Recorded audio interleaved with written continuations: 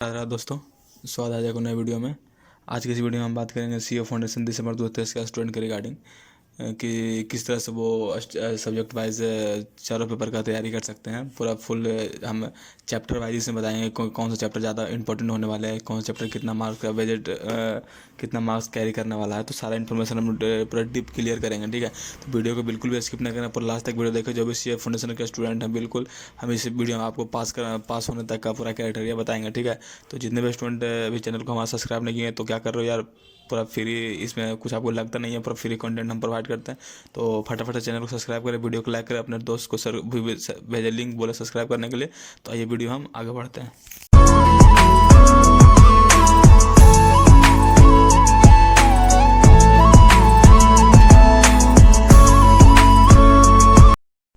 तो दोस्तों वीडियो में आगे बढ़ते हैं, बात करते हैं कि सब्जेक्ट वाइज किस तरह से हम कर सकते हैं रिवाइज, ताकि हमें कम से कम जो भी स्टूडेंट अभी तक पास नहीं होने का मतलब अभी कुछ नहीं पढ़ाई किए हैं, तो उनके लिए हम बोलें कि जो भी स्टूडेंट अभी तक पास नहीं किए हैं तो कम से कम 40+ इस सब्जेक्ट और ओवरऑल 200+ क्रॉस कर पाएंगे, तो उसके रिगार्डिंग हम ये वीडियो बना रहे हैं, ठीक है।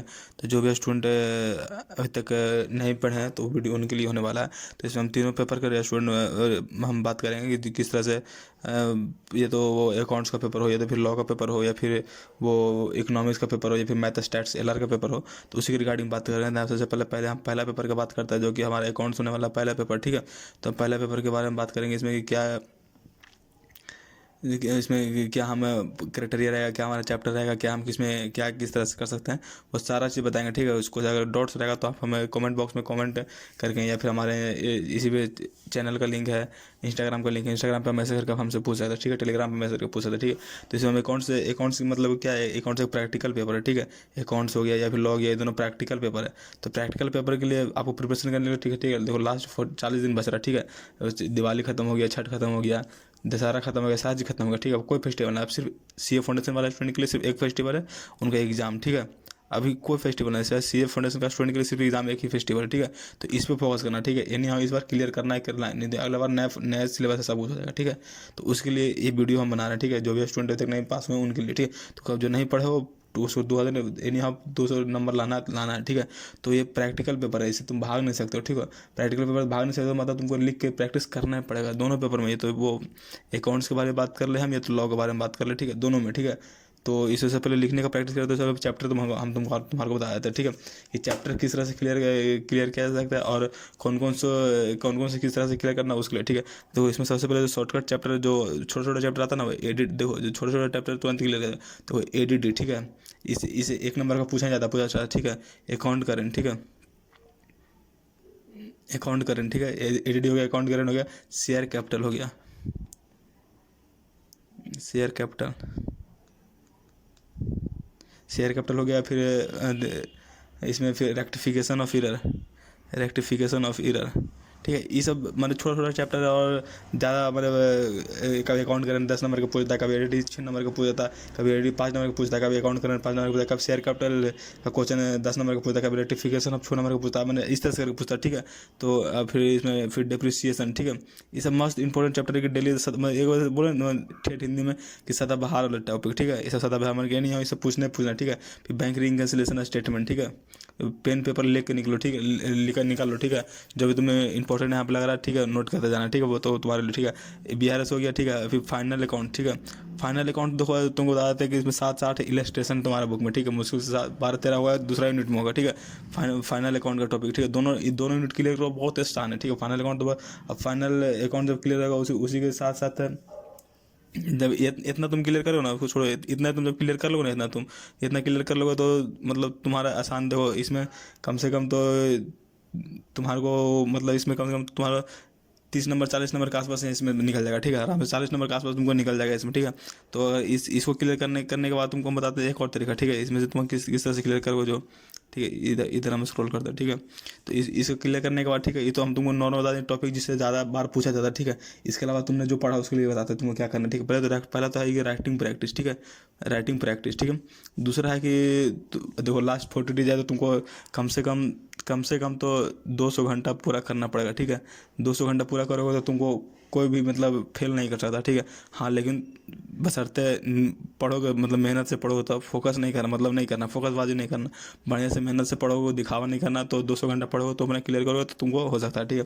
जैसे पहले हम बात करें रैंकिंग प्राइस, अगर देखो मॉड्यूल 1, ठीक है, और मॉड्यूल 2, दोनों बुक का इलस्ट्रेशन तुम 6 दिन में, ठीक है, 6 दिन में अगर तुम क्लियर कर लेते हो दोनों बुक का इलस्ट्रेशन, ठीक है, मॉड्यूल 1 और मॉड्यूल 2 का इलस्ट्रेशन 6 दिन में तुम पूरा बना लेते हो, ठीक है। उसके बाद तुम क्या करना कि इसके बाद तुम RTP क्लियर करना, ठीक है। तीसरा नंबर पे हम देते हैं RTP, ठीक है। तीसरा नंबर पे RTP और PYQ भी, चलो इसी में डाल देता है, ठीक है, सॉरी PYQ, ठीक है। ये दोनों क्लियर कर लोगे, ये सब क्लियर कर लोगे ना। ये सब क्लियर करने के बाद तुम्हारा लास्ट है ना कि इसको क्लियर करने के बाद, ठीक है, चौथा इसको क्लियर करने, इतना क्लियर करने के बाद तुमको कोई नहीं हटा सकता कि 55 या 65 नंबर से टच करने के अलावा, ठीक है। जब जितना हम बता रहे ना उतना तुम कट टू कट क्लियर करो, 65 से 55 नंबर के अलावा कोई नहीं तुम हटा सकता। और लास्ट में एक डॉट रह जाएगा कि ठीक है इतना तो हम क्लियर कर लेंगे, लेकिन हमारा स्पीड कैसे बढ़ेगा। तो हमने पिछले वीडियो में बताया कि स्पीड कैसे बढ़ाना है, इस वीडियो में भी हम सेम वही तरीका बताएंगे, क्योंकि उसके अलावा कुछ नहीं है, ठीक है।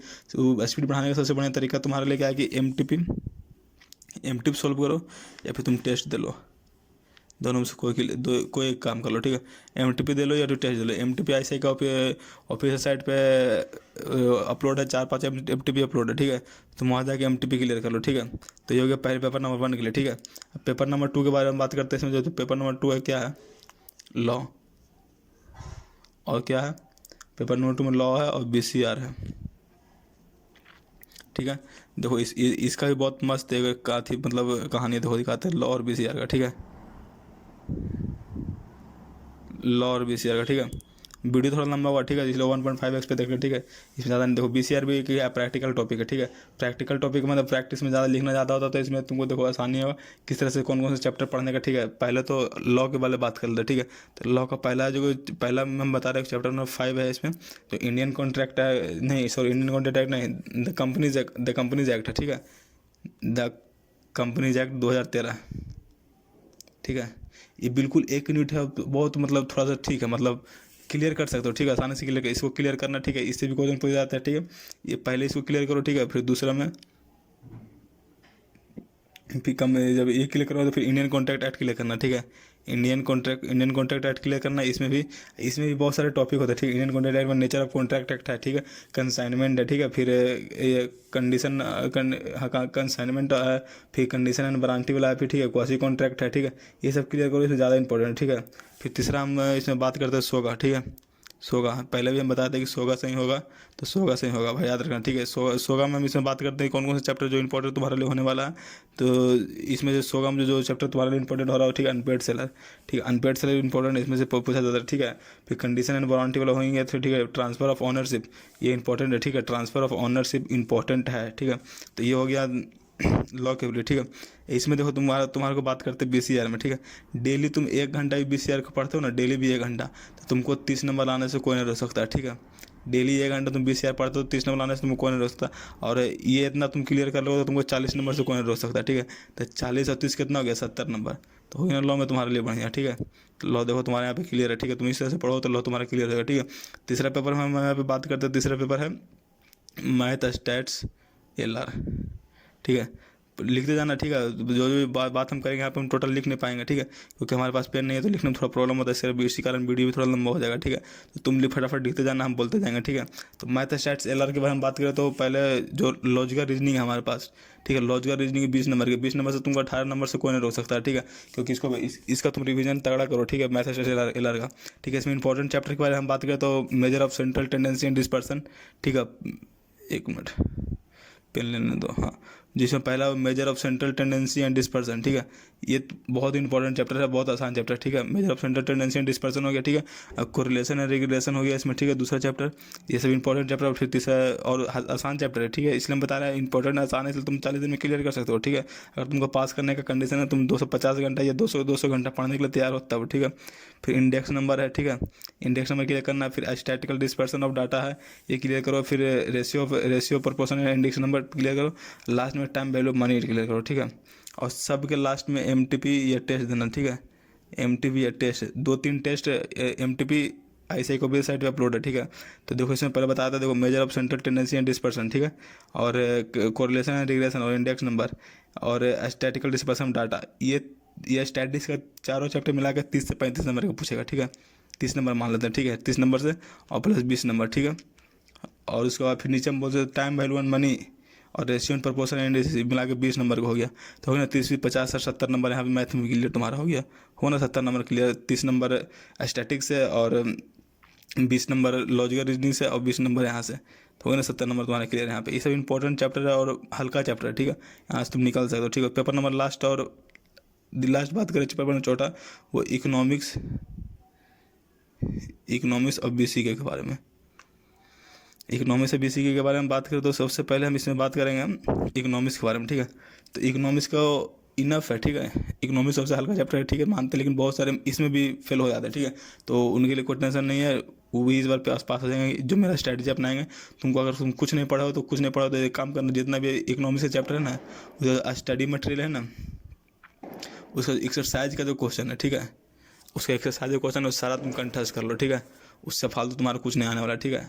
इकोनॉमिक्स और BCK का स्टडी मटेरियल काफ़ी है CA फाउंडेशन का एग्जाम क्लियर करने के लिए। हमने दिया, हमने किया है, तो हमें पता है, ठीक है। स्टडी मटेरियल क्वेश्चन दोनों बुक के दोनों का, इकोनॉमिक्स का और BCK का भी, ठीक है। स्टडी मटेरियल का एक्सरसाइज क्वेश्चन काफ़ी है। और ये BCK का क्या करना ना, कि जो लास्ट चैप्टर है ना, जो कंपनीज वाला, रिलायंस कंपनी का ये सब CEO और डेट वाला, ये सब थोड़ा बहुत याद करना इंपॉर्टेंट होगा जो सब, ठीक है। मौका मिलेगा तो हम तुमको बताएंगे भी, ठीक है। अगला वीडियो अगर ज़्यादा कमेंट करना तो उसको बताएंगे कि कौन कौन से चैप्टर, इसमें भी कौन कौन से टॉपिक किसी बारे में ज़्यादा पूछा जा सकता है, इस बारे में, ठीक है। तो और इसके बाद स्टडी मटेरियल देना उसके बाद, ठीक है। उसके बाद फिर MTP भी इसका भी क्लियर कर लेना, देख लेना कि कितना नंबर आता है, कितना मतलब MTP में कैसा क्वेश्चन है, तुम उससे डॉट लगा, ठीक है। इसमें भी तुमको 50 से 55 नंबर से कोई नहीं रोक सकता है, एकदम ये नहीं हाँ क्लियर होना ही होना, ठीक है। तो ये जितना भी हम इसमें बताएं तुम क्लियर फॉलो करते हो, वो जिस तरह से हम बताएं उस तरह से तुम अगर तुम फॉलो करते हो तो भाई तुम्हारा मतलब पास होना एकदम कंपलसरी है, ठीक है। जो बताएं वो 200 घंटा वो तो बिल्कुल करोगे तभी होगा भाई, तुम अपने आप को धोखा दोगे तो नहीं हो पाएगा, ठीक है। तुमको CA क्लियर करना है, CA बनना है तो ये करना ही पड़ेगा, ठीक है, फाउंडेशन के लिए।